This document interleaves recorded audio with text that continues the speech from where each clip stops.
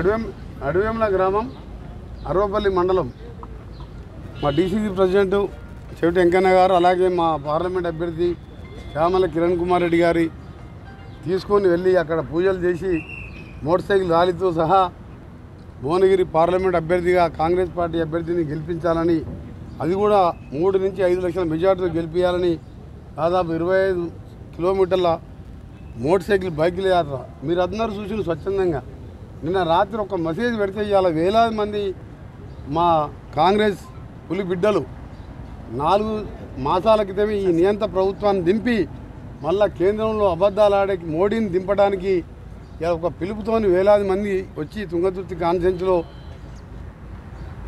కాన్ఫరెన్స్లో మన వచ్చిన 51 మెజార్టీ కాదు ఈసారి 75,000 మెజార్టీ ఇస్తామని చెప్పి మా కార్యకర్తలు అందరూ కూడా అక్కడ ముత్యాలమ్మ విగ్రహ ప్రతిష్ఠ తర్వాత దర్శించుకొని మా ప్రచార కార్యక్రమం నిర్వహించాం. దీని కోఆర్డినేటర్గా రాజగోపాల్ రెడ్డి గారిని ఖర్గే గారు నియమించడం జరిగింది.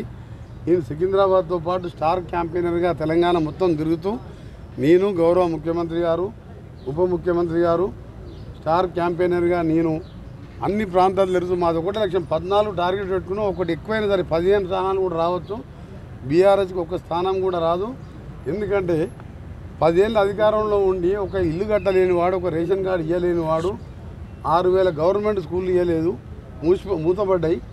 ఇలా 3 నెలల్లో 30,000 ఉద్యోగ పత్రం ఉద్యోగాలు ఇచ్చిన అపాయింట్మెంట్ ఆర్డర్లు, మరొక 13,000 డిఎస్సి ప్రకటించినాం.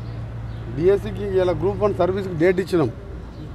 ఇంకొక విషయం ఏంటంటే పొలం బాట పేరు మీద మోసగాడు 10 ఏళ్ళు ఒక 4-5 సార్లు సెక్రటరియట్కి వచ్చిండు. ఫామ్ హౌస్ ప్రగతి భవన్ పరిమితమై ఇవాళ బిడ్డ జైల్లోకి పోయి ట్యాపింగ్ చేసి బయటపడి ఎక్కడ ఈ మొత్తం కుటుంబం జైల్లోకి పోతున్న భయంతో ప్రజలను డైవర్ట్ చేస్తాను పొలం బాట అని చెప్పిండు.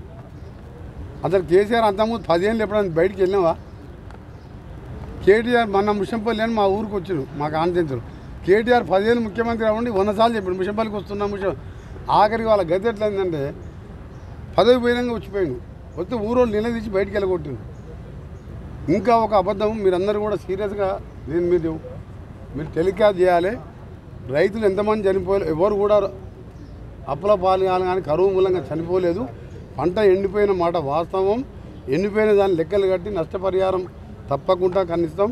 కాకపోతే కేసీఆర్ వాళ్ళ ఫ్యామిలీకి చెప్తున్న కేటీఆర్ హరీష్కు మీకు శవాల మీద పేలాలు ఏడుకునే అలవాటు.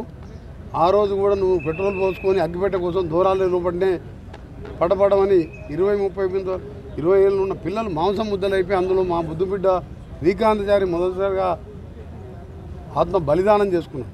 మళ్ళీ ఇవాళ మీరు శవరాజకీయాలు చేసి రైతుల జీవితాలతో ఆడుకోవద్దు.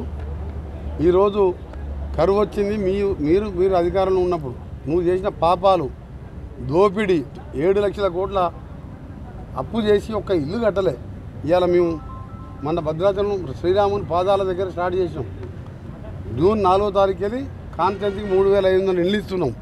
ఒక్కొక్క ఇల్లు 5 లక్షల రూపాయలు.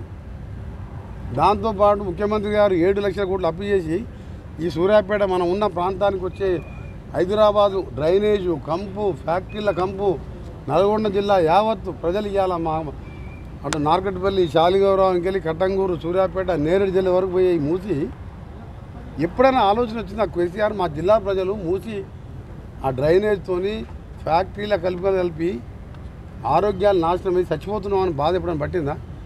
మా ముఖ్యమంత్రి గారు పదవి వచ్చింది వెళ్ళారికి వెళ్ళి మా ప్రభుత్వం వచ్చింది 50,000 కోట్లతో ఇలా మూసి ప్రక్షాళన చేయాలని ఒకవైపు, ఔటర్ రింగ్ రోడ్ మేము కడితే 7,000 కోట్లకు అమ్ముకున్నవారు ఎలక్షన్ల ముందు కమిషన్ తీసుకుని, దానికి ప్యారలల్గా రీజనల్ రింగ్ రోడ్ అని 30,000 కోట్లతోని నేను R&B శాఖ మంత్రిగా దాని టెండర్లు కూడా పిలవబోతున్నాం. అది తెలంగాణ రూపురేఖలు మార్చి చౌటుప్పల మీదికెళ్ళి స్టార్ట్ అవుతుంది రోడ్. అది దానికి కూడా టెండర్లు పిలుస్తున్నాం. ఇవాళ రాష్ట్రంలో అంతా మంచి జరుగుతున్న సందర్భంలో వీళ్ళు నిజాముల్లాగా 70 ఏళ్ళు పాలిస్తామని చెప్పి అనుకున్నారు. కాకపోతే తెలివివంతమైన ప్రజలు ముఖ్యంగా దక్షిణ తెలంగాణ, మహబూబ్నగర్, ఖమ్మం, నల్గొండ జిల్లాలో 36 సీట్లకు 32 సీట్లు మేము గెలిచినాం. ఒక్క సీటు భద్రాచలం 3,000తో గెలిచి వాడు కూడా మా దాంట్లోకే వచ్చింది. దల్లం వెంకట్రావు అతను కాంగ్రెస్ నాయకుడే. ఇక గెలిచింది 3, అందులో ఒక ఈ సూర్యాపేట దరిద్రుడు కూడా ఉన్నాడు.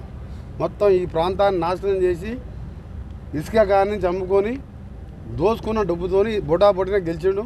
అది గెలిపే కాదు, అది మాకు సమయం లేదు. మేము అందరం కూడా వచ్చి ఉంటే ఒక రౌండ్ తిరిగితే ఓడిపోతుండే. ఏదో డబ్బుతో గెలిచినా ఆయన పట్టించుకునే అవసరం లేదు. అతను రాజకీయ నాయకుడు కాదు, అతనికి తెలివి లేదు, బుర్ర లేదు.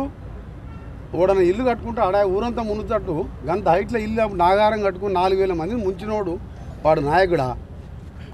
అని పక్కకు ఊర్లో రెడ్డిగూడెం అనే ఊర్లో డీసీఎం డ్రైవర్ బతకనికి హైదరాబాద్ పోయి భార్య భర్త కొడుకు కాలిపోతే తుంగతుర్తి కాన్సెన్సీ ఆ ఊరనక ఊరు కనీసం ఆడంగా పోయి ఆగాయి మానవత్వం లేదు మనిషి. వాని గురించి మాట్లాడు వేస్ట్.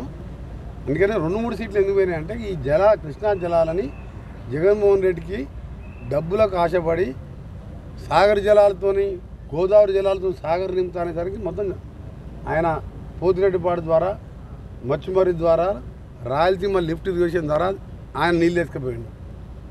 ఇవాళ ఆ నీళ్ళు ఎస్ఎల్బిసి సొరంగా నేను మొదలుపెట్టిన ఒక 2000 కోట్లు ఇస్తే అయిపోతే ఇవాళ నీళ్ళు కరువు ఉన్నా నీళ్ళు వస్తున్నాయి మాకు. ఆయింటిపాలెం చెరువు నుంచి ఇవాళ కేతపల్లి దానికి వస్తున్నాయి. 2 లక్షల కోట్ల కూలిపోయే కాళేశ్వరం కట్టినోడు దక్షిణ తెలంగాణకి ఎందుకు చేయాలి? పాలమూరు ప్రాజెక్ట్ ఎందుకు కంప్లీట్ చేయాలి? డిండి ఎందుకు కంప్లీట్ చేయాలి? అందుకనే దక్షిణ తెలంగాణలో ఒక్కొక్కటి 50, 60, 70 వేలతో గెలిచినాం. 3 సీట్లు ఎందుకు వచ్చిన కారణం మీరు అర్థం చేసుకోవాలి.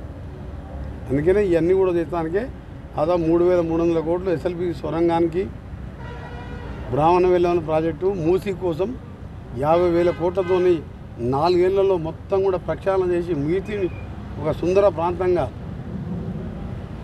తైపీ నది అని విదేశం మన ముఖ్యమంత్రి గారు పోయి చూసొచ్చును. గుజరాత్లో సబర్మతి ఆశ్రమం ఏమన్నా పోతుంది సిటీ మధ్యలో అహ్మదాబాద్లో. ఆ విధంగా ఈ కృష్ణా జలాలని జగన్మోహన్ రెడ్డికి డబ్బులకు ఆశపడి సాగర్ జలాలతోని గోదావరి జలాలతో సాగర్ నింపుతా అనేసరికి మొత్తం ఆయన పోతిరెడ్డిపాడు ద్వారా మచ్చుమరి ద్వారా రాయలసీమ లిఫ్ట్ ఇరిగేషన్ ద్వారా ఆయన నీళ్ళు ఎత్తుకుపోయిండు. ఇవాళ ఆ నీళ్ళు ఎస్ఎల్బిసి సొరంగా నేను మొదలుపెట్టిన ఒక 2000 కోట్లు ఇస్తే అయిపోతే ఇవాళ నీళ్ళు కరువు ఉన్నా నీళ్ళు వస్తున్నాయి మాకు. ఆయింటిపాలెం చెరువు నుంచి ఇవాళ కేతపల్లి దానికి వస్తున్నాయి. 2 లక్షల కోట్ల కూలిపోయే కాళేశ్వరం కట్టినోడు దక్షిణ తెలంగాణకి ఎందుకు చేయాలి? పాలమూరు ప్రాజెక్ట్ ఎందుకు కంప్లీట్ చేయాలి? డిండి ఎందుకు కంప్లీట్ చేయాలి?